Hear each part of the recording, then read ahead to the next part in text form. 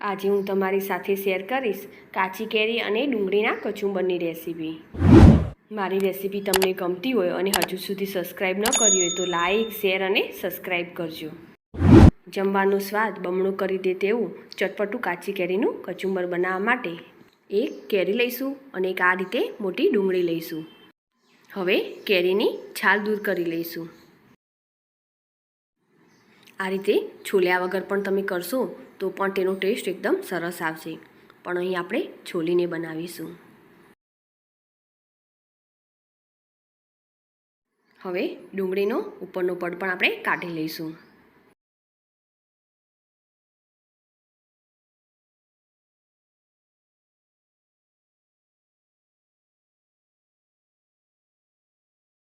ડુંગળીને પણ છોલી લીધા પછી આપણે કેરીને કટ કરીશું અને તેને છીણી લઈશું।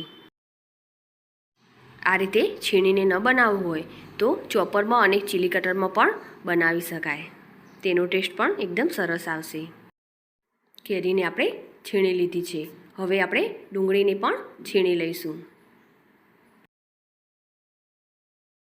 અને ડુંગળીને છીણી લીધા પછી આપણે સરસ રીતે તેને મિક્સ કરી લઈશું।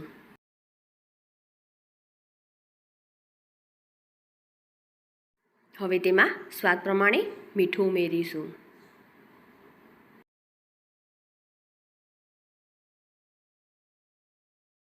તીખાસ પ્રમાણે લાલ મરચું પાવડર ઉમેરીશું અને 2 ચમચી જેટલો ધાણા જીરું પાવડર ઉમેરીશું। ધાણા જીરું પાવડરનો ટેસ્ટ એકદમ સરસ લાગશે। હવે તેમાં અડધો કપ જેટલો સમારેલો ગોળ ઉમેરીશું અને બધી જ વસ્તુને આપણે સરસ રીતે મિક્સ કરી લઈશું। ગોળનું માપ કેરી જેટલી ખટાશવાળી હોય તેટલો ગોળ ઉમેરવો।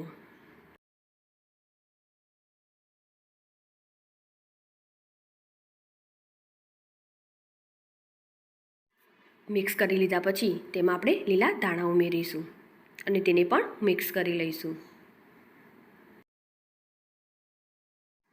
આ કચુંબર રોટલી, ભાખરી કે રોટલા જોડે પણ એકદમ સરસ લાગશે।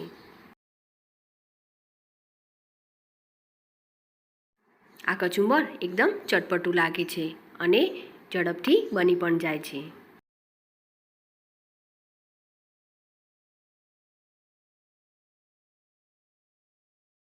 તો તૈયાર છે ગરમીની લૂથી બચાવે તેવું કાચી કેરી અને ડુંગળીનું કચુંબર। મારી આ રેસીપી તમને ગમી હોય તો ચોક્કસથી લાઈક કરજો, સાથે જ તમારા ફેમિલી મેમ્બર્સ અને ફ્રેન્ડ્સ જોડે શેર કરજો અને મારી ચેનલ સબસ્ક્રાઈબ કરી બાજુ આપેલ બેલ આઇકન પ્રેસ કરજો, જેથી નવી રેસીપીના અપડેટ તમને મળતા રહે। ફરી મળીશું આવી જ અવનવી રેસીપીના સાથે।